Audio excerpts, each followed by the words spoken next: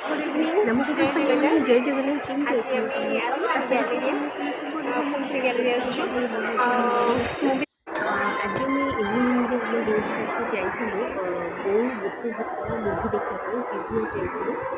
ଏବଂ ପିଭିଆର ଆମେ ପହଞ୍ଚିଲା ଭିତରେ ସମସ୍ତେ ଆଉ ବାକି ଆମର ଆସିଗଲାଣୁ ଷ୍ଟାଫ୍ ବାକି ସବୁ ଆଉ ଆସିନଥିଲେ। ଆସୁଛନ୍ତି। ଆମେ ଆଗେ ପଳେଇ ଆସିଲୁ ଯେହେତୁ ଆମକୁ ମାନେ ସ୍ପେସ୍ ଆଉ ରହିଲାନି, ଲିମିଟ୍ ତ ଭିତରେ ଆମେ ଆଗେ ପଳେଇ ଆସିଲୁ ପିଭିଆର। ଆଉ ବାକି ବରା ଯେଉଁମାନେ ମ୍ୟାଡ଼ାମଙ୍କ ସହିତ ଆସୁଛନ୍ତି ଚପ୍ ପଚାରିବାକୁ ଆସିଥିଲେ କେତେ ଏଇଟା ଅନୁଭବ ବରା କରିଛୁ। ସୁରକ୍ଷା କିଛି ସରସ୍ୱତୀ ପୂଜା ମେଡିସିନ ଚନ୍ଦନ ସେଇଆ ସ୍ପେସିଆଲିଷ୍ଟ ଆଉ ରହୁଛି। ଦେହ ପା ହେଲେ ତ ବହୁତ ବରା ଥର ମନ୍ତ୍ର ପିଆଜି ଫୁଙ୍କିକି ଲୋକଙ୍କୁ ଭଲ ଦେବେ, କରିଦଉଛି। ତମର ଖାଇପାରିବେନି ଆଉ ଏଇଟା ଡାକ୍ତର ହଉଛି ଫାକ୍ତର କଥା। ହେଲମେଟ ଲିମିଟ୍ ଭିତରେ ପିନ୍ଧିବାକୁ କଣ ଖାଉ ପଡିବ ଜାଣିଛୁ ଚେକ୍ ବୋଲି ହଉଥିଲି। ଭିତରୁ ଆଲାଉ କରିବେନି ସେଇଥିପାଇଁ ଏବଂ ଏଠି କିଛି ଖାଇଦଉଛୁ। ଛୋଟ ଛୋଟ କ୍ଲିପ୍ସ ମାନେ ସୁଟ୍ କରୁଥିଲି। ତ ସେମାନେ ଆଲାଉ କରୁନଥିଲେ। ମୁଁ ଗଲାବେଳେ ଉଣେଇଶ ଟଙ୍କା ସେଥିପାଇଁ ମ୍ୟାଡ଼ାମ୍ ଚାଳିଶ ଟଙ୍କା ଆଲାଉ କରେଇଥିଲେ। ମୁଭି କଥା ଭଲ ଥିଲା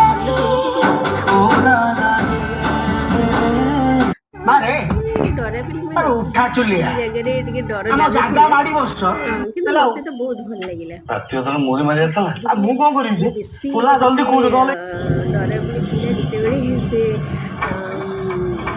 ତାଙ୍କ ନାଁ କଣ ଲିଙ୍ଗରାଜ ଅପରାଜିତା ମ୍ୟାଡାମ ଯେତେବେଳେ ଲିଙ୍ଗରାଜ ପାଖକୁ ଯାଇଥିଲେ, ସେତେବେଳେ ସିଏ ମାନେ ତାଙ୍କ ବେକରେ ପଛପଟୁ ଆସିକି ଏମିତି ଓହଳି ପଡ଼ିବ, ସେଟା ଟିକେ ଡର ଲାଗୁଥିଲା।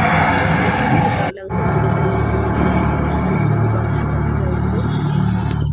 ଆରେ ଓଭରାଲ ଶୋଇଛ ଉଠୁନା ଭଲ ଶୋଇ ଯିବା ଲାଗିଲା। ଏତେ ବି କିଛି ବହୁତ ଲୋକ ସେଠି ପ୍ରାୟ ପଡ଼ିଥିଲେ, ସେମାନେ ଭଲ ଲାଗିଲାନି କି କେହି ଇଏ ନହେଇଥିଲେ, କିନ୍ତୁ ମତେ ତ ବହୁତ ଭଲ ଲାଗିଲା।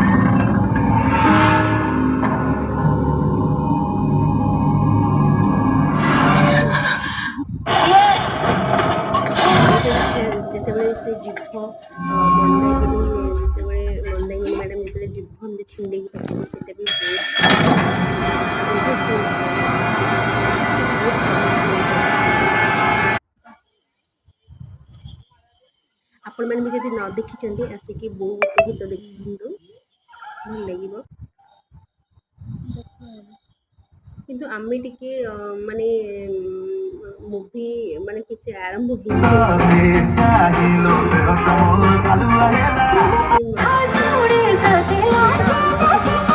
ସେଇଟା ମୁଁ ଟିକେ ମିସ୍ କରିଲି। ନହେଲେ ସେଦିନ ତ ବହୁତ ଭଲ ଥିଲା।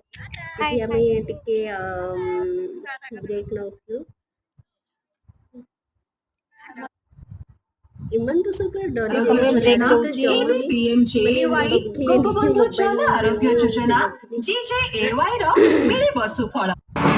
ମୁଁ ଦେଖୁଥିଲି।